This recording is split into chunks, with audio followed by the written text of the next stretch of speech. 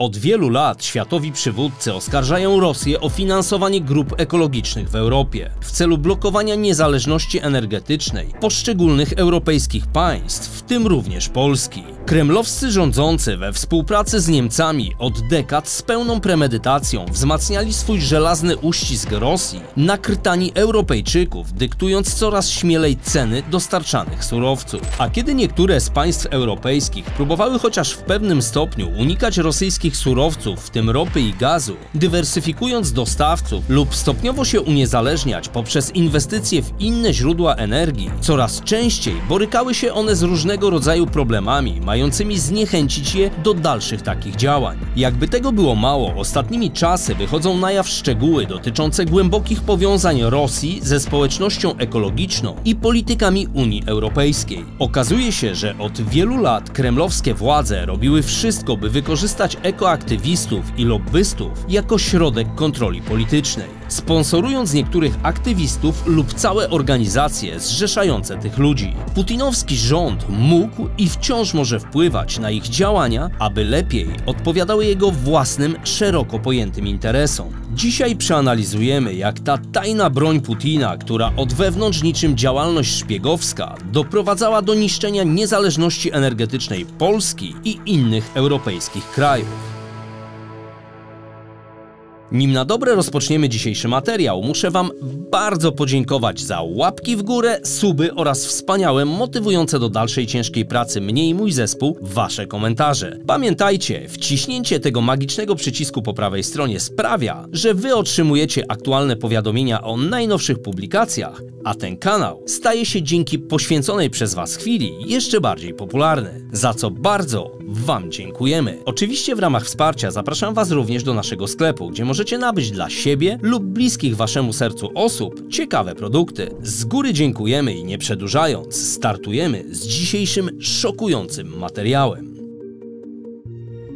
W efekcie działań dziennikarzy śledczych i agencji wywiadowczych niektórych państw na przestrzeni ostatnich kilku miesięcy wyszło na jaw, że Rosjanie faktycznie finansują część z najbardziej znanych i aktywnie działających europejskich grup ekologów. Okazało się, że ludzie ci byli wręcz opłacani, aby utrudniać te projekty energetyczne, które nie należały do Gazpromu i innych kontrolowanych przez państwo rosyjskie potężnych korporacji. Mamy grupy przyjaźni z krajami trzecimi. Przypominam, że kraje to lobbyści, potężni lobbyści. Nie można już mieć grup przyjaźni z lobbystami.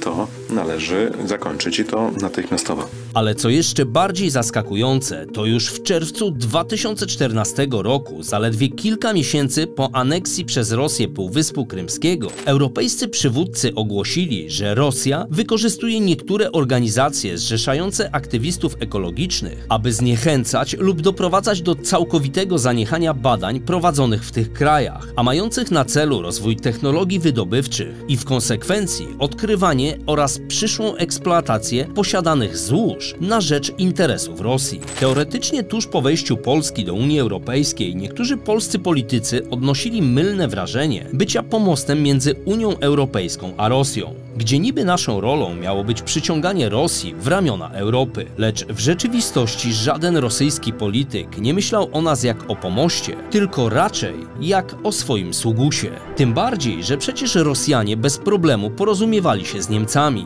na przykład w sprawie gazu, i Polska nie była im do tego przydatna. Dodatkowo według The Guardian były sekretarz generalny NATO i zarazem były premier Danii Andreas Fogh Rasmussen już kilka lat temu stwierdził podczas swojego przemówienia w Londynie, iż osobiście spotkał ludzi, którzy mogą potwierdzić, że Rosja w ramach wyrafinowanych operacji informacyjnych i dezinformacyjnych zaangażowała się w potajemne i aktywne sponsorowanie tzw. organizacji pozarządowych, określających się mianem proekologicznych i działających przeciwko badaniom nad ewentualnym wydobyciem gazu łupkowego, aby dzięki takim zabiegom utrzymać europejską zależność od importowanego rosyjskiego gazu. Ogólnie rzecz biorąc, możliwość wykorzystywania przez Rosję dostaw energii jako środka wywierania presji na narody europejskie budziło u Rasmussena ogromny niepokój. Wielokrotnie podkreślał, tak jak zresztą później i polscy politycy określani przez niektórych urzędników przewodników unijnych rusofobami, że nie wolno dopuścić, aby Rosja czy też jakikolwiek inny kraj wykorzystywał warunki dostaw i cen dostarczanych surowców jako narzędzi przymusu politycznego. Gdy w 2014 roku był jeszcze sekretarzem generalnym NATO, już wtedy podczas swojego przemówienia w londyńskim think tanku użył on sformułowania, że rząd Władimira Putina stoi za próbami zdyskredytowania rozwoju nowych technologii wydobywczych, dodając przy tym, że Rosja używa zarówno twardej, jak i miękkiej formy nacisku, tworząc strefę swoich wpływów uzależnienia energetycznego. Oczywiście w tamtym czasie wiele organizacji pozarządowych zajmujących się oficjalnie ochroną środowiska potępiło twierdzenia Rasmussena. Działo się tak tym bardziej, że zasugerował on, iż pieniądze mogą być prane za pośrednictwem różnych organizacji w taki sposób, że ostateczny odbiorca, np. grupa działaczy na rzecz ochrony środowiska, pozornie o statusie non-profit, mogła czasami nawet nie mieć pojęcia o prawdziwym pochodzeniu funduszy. Choć jak niedawno mogliśmy się przekonać osobiście przy aferze w Parlamencie Europejskim, wiemy doskonale, że większość lobbystów była doskonale świadoma, od kogo otrzymuje pieniądze. Tak właśnie przez lata Wład i jego Rosja przy pomocy Gazpromu oraz innych należących do Federacji Rosyjskiej lub oligarchów zależnych od Putina krok po kroku osiągnęli to, do czego Kreml dążył przez lata. Z tego m.in. powodu Putin był aż tak pewny swojej bezkarności, anektując najpierw w 2014 roku Krym, a później w 2022 roku rozpoczynając w lutym pełnoskalową inwazję. Ujmując to w nieco kolokwialny sposób, dając w łapę albo ograniczając dostawy surowców, od których uzależnił Europę, niczym pistoletem szantażował i wciąż szantażuje wielu europejskich rządzących. Konsekwencje stosowanych przez niego praktyk dotkliwie odczuliśmy również my, gdy wprowadzone sankcje i przykręcenie przez Rosję kurka doprowadziły do prawdziwej paniki na rynku i wzrostu cen gazu rok do roku o kilkaset procent. Żeby było jeszcze ciekawiej, to w 2017 roku amerykański sekretarz skarbu Steven Mnuchin otrzymał list, który pozwolił w późniejszym czasie połączyć niektóre fakty świadczące o tym, iż Rosja przekazywała pokaźne środki w celu sfinansowania różnych organizacji ekologicznych, które próbowały ograniczyć lub zakończyć prace związane z tzw. szczelinowaniem prowadzone przez firmy z USA w poszukiwaniu gazu łupkowego i ropy na terenie Europy. Przez to można rozumieć, że również w Polsce. Bardzo dziwnym trafem pomiędzy ekspertyzami wykonanymi na przestrzeni lat, a dotyczącymi zasobami tych surowców na terenie naszego kraju są wręcz nieprawdopodobne rozbieżności. Bardzo wysoko zasobność tych złóż w Polsce oceniły w 2009 roku wynajęte wówczas firmy konsultingowe. Zupełnie inaczej potencjał złóż gazu łupkowego w naszym kraju widzi amerykańska służba geologiczna, według której osiągalne zasoby to jedynie 38,1 miliarda metrów sześciennych. Bardzo to dziwne, nieprawdaż? Nie żebym coś sugerował, ale coraz bardziej zastanawiają mnie intencje urzędników, bo dziwnym trafem prywatne firmy widziały zdecydowanie większy potencjał i tym samym opłacalność wydobycia. Zresztą pomiędzy tymi silnie skrajnymi przewidywaniami mieści się, co równie ciekawe, ocena przygotowana przez Polski Państwowy Instytut Geologiczny, z której za najbardziej prawdopodobną ilość zasobów gazu łupkowego w Polsce uznaje się przedział od 350 do 768 miliardów metrów sześciennych. Ale tutaj należy wspomnieć również o najbardziej optymistycznej prognozie dotyczącej zasobów gazu łupkowego w Polsce, która została opublikowana w kwietniu 2011 roku przez Agencję Energetyczną Stanów Zjednoczonych. Według tego raportu potencjał polskich zasobów gazu łupkowego w porównaniu z 32 innymi krajami jest największy w Europie i może wynieść przy skrajnie pozytywnym wariancie 5,3 biliona metrów sześciennych gazu. W marcu 2012 roku pojawiła się również pierwsza analiza przygotowana w Polsce. Raport Państwowego Instytutu Geologicznego na temat zasobów gazu łupkowego w basenie bałtycko-podlasko-lubelskim. Według szacunków PIG zasoby wydobywalne gazu z formacji łupkowych w pasie ciągnących się od Pomorza po Lubelszczyznę maksymalnie mogą wynosić niespełna 2 biliony metrów sześciennych, a najbardziej prawdopodobny przedział to to od 350 do 768 miliardów metrów sześciennych. Jednak zaledwie w tym raporcie wystarczy przyjrzeć się tylko kilku najistotniejszym w moim odczuciu informacjom, że szacowane zasoby odpowiadają od 120 do 200-letniej produkcji gazu ziemnego w Polsce. Dziwnym trafem niemiecka fundacja imienia Heinricha Böhla o profilu lewicowo-liberalnym i proekologicznym, bliska ideowo Partii Zielonych, a konkretniej przedstawicielstwo tej fundacji w Polsce chciało umożliwić otwartą debatę na temat takich inwestycji w Polsce. W formie, jak się obrazowo swego czasu wyrazili, przejrzystej debaty, wspartej o opinie ekspertów z zakresu wpływu na klimat polityki energetycznej i poszczególnych źródeł energii. Co równie ciekawe, to już w 2012 roku istniejący wówczas ruch Palikota wypowiedział wręcz wojnę firmom wydobywającym gaz łupkowy. W gminach, w których poszukiwano gazu, pojawili się aktywiści Palikota, namawiając mieszkańców do protestów. Natomiast równie dobrze znany i wciąż działający w polityce Robert Biedroń złożył do Donalda Tuska interpelację w sprawie zagrożenia eksploatacją łupków. Dowodzeni w tamtym czasie przez Daniela Cohn-Bendita Zieloni zwalczali bardzo intensywnie plany eksploatacji łupków w Niemczech, Francji i Polsce, w ramach czego ich deputowany Józef Bouwé organizował na przykład protesty antyłupkowe na Lubelszczyźnie. Wracając jeszcze do samego wątku finansowania przez Rosjan organizacji proekologicznych, mających bruździć wszędzie tam, gdzie planowane były nowe inwestycje wydobywcze i popierać na przykład budowę Nord Streamu 2, to wyjątkowo jaskrawym przykładem takich działań można określić Fundację Ochrony Klimatu i Środowiska Mecklenburgii Pomorza Przedniego.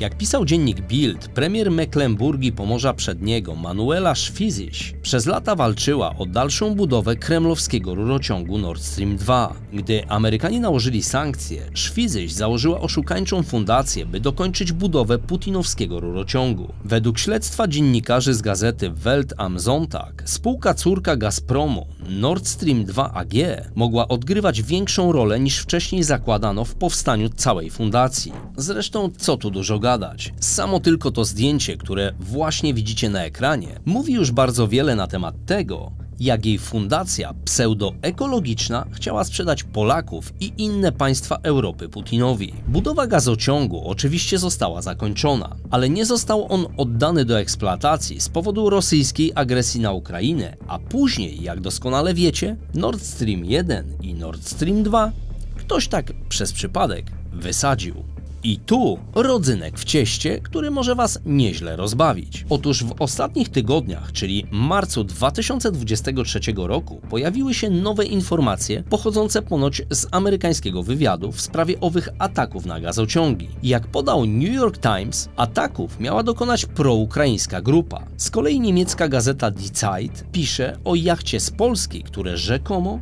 miał uczestniczyć w tym przedsięwzięciu. Jak więc sami mogliście zauważyć w toku dzisiejszego materiału, Putin bardzo skrzętnie wykorzystywał swoją pozycję energetyczną, korumpując kogo tylko się dało. Zresztą jak to bywa u tego hipokryty, wciąż w wywiadach podkreśla, że to Unia Europejska, a z nią Polska, powinny same siebie obwiniać za obecną sytuację. W swoich wypowiedziach wprost obwiniał Niemców za rekordowe ceny gazu, sugerując, że właśnie oni odsprzedają tani rosyjski gaz po znacznie wyższych cenach w obrębie swoich państw członkowskich. To może nam doskonale uświadomić, że w interesie niemieckich czy rosyjskich, a nawet niektórych polskich polityków od dekad nie zależało im na naszej niezależności energetycznej, a biorąc jedynie pod uwagę informacje podawane w naszych rodzimych mediach na koniec 2020 roku, wiele wskazuje na to, że w najgorszym przypadku, co jest w moim odczuciu mocno zaniżone, wydobywalnych zasobów gazu z formacji łupkowych mamy minimum 190 do 260 miliardów metrów sześciennych, a to i tak bardzo dużo. Zasobów konwencjonalnych, dzisiaj wydobywalnych, mamy na poziomie 90 miliardów metrów sześciennych. Nawet pochodzące ze zwykłych odwiertów złoża gazu na terenie naszego kraju mają swój potencjał. Najlepszym tego przykładem mogą być te znajdujące się na przedgórzu Karpat. To tam jest położone największe złoże tego surowca nazywane Przemyśl, z potencjałem wyliczanym kiedyś na 74 miliardy metrów sześciennych. Ale ponieważ jest ono wykorzystywane od lat 60. 60. XX wieku, więc uznaje się, że jego obecne zasoby są znacznie mniejsze, choć ostatnio odkryto w nim nowe pokłady błękitnego surowca, co nadal zwiększa jego potencjał. Podsumowując dzisiejszy materiał, jeśli zarówno po naszej stronie jako społeczeństwa nie będzie odpowiedniej woli do tego, abyśmy mogli korzystać z dobrodziejstw, jakie kryje ziemia pod naszymi stopami, i jeśli nadal kolejne ekipy rządzące ponad dobro społeczeństwa będą jedynie stawiać własne interesy partyjne lub prywatne, to my, szaraki, zawsze będziemy kopani w 4 litery. Wnioski wyciągnijcie sami, bo wszystko wskazuje na to, że tak Polacy, jak i Ukraińcy złóż mamy pod dostatkiem. Tylko nasi kochani politycy, tak u nas, jak i u nich, przez dekady nie zrobili prawie nic, żeby się uniezależnić raz na zawsze od rosyjskich surowców. A to, z całym szacunkiem, daje naprawdę mocno do myślenia. Dziękuję za Waszą dzisiejszą uwagę i do zobaczenia wkrótce. Cześć!